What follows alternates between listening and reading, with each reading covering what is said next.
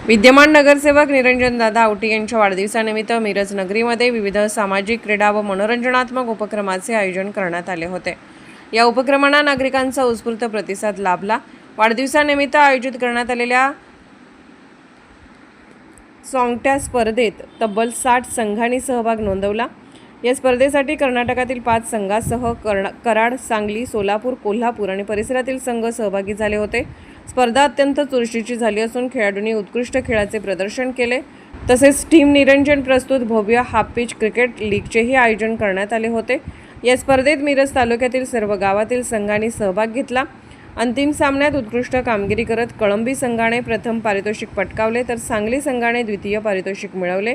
याशिवाय वाढदिवसानिमित्त अनाथ आश्रमातील गरजू नागरिकांना भोजन दानाचा कार्यक्रमही राबवण्यात आला। सामाजिक बांधिलकी जपत आयोजित करण्यात आलेल्या उपक्रमाचे सर्व स्तरातून कौतुक करण्यात आले। क्रीडा, सामाजिक आणि सांस्कृतिक उपक्रमांनी निरंजनदादा आवटी यांचा वाढदिवस उत्साहपूर्ण वातावरणात साजरा झाला। नागरिक, कार्यकर्ते व मित्रपरिवार यांनी मोठ्या संख्येने उपस्थित राहून दादांना वाढदिवसाच्या शुभेच्छा दिल्या।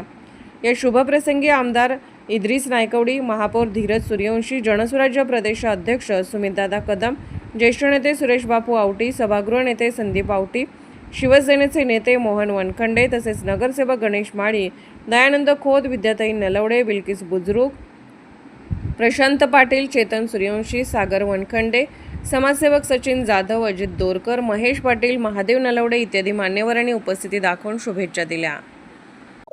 आज निरंजन आवटे यांच्या वाढदिवसानिमित्त गेले 4 दिवस मिरज नगरीत न्यू इंग्लिश स्कूलच्या ग्राउंडवर ज्या हाफ पिच क्रिकेटचे सामने जे चांगल्या पद्धतीने खेळाडूंसाठी आयोजित केले होते, त्याचा आज बक्षीस समारंभ आणि विजेत्या संघाला बक्षीस देऊन त्यांचा सन्मान करण्याचा आज जो मान मला आवटी कुटुंबियांनी दिला, सर्वप्रथम निरंजन आवटींना मी वाढदिवसाच्या एकदम चांगल्या अशा शुभेच्छा देतो की त्यांना इथून पुढच्या आयुष्यात सुद्धा त्यांचं शारीरिक चांगलं आरोग्य लाभू दे, अशा शुभेच्छा त्यांना मी देतो। आणि इथून पुढे अशाच त्यांनी मॅचेस, युवकांसाठी चांगले उपक्रम मिरज नगरीत राबवावे। त्यांचं युवकांचं एक मोठं जाळं मिरजेत त्यांनी स्वतः तयार केलेलं आहे।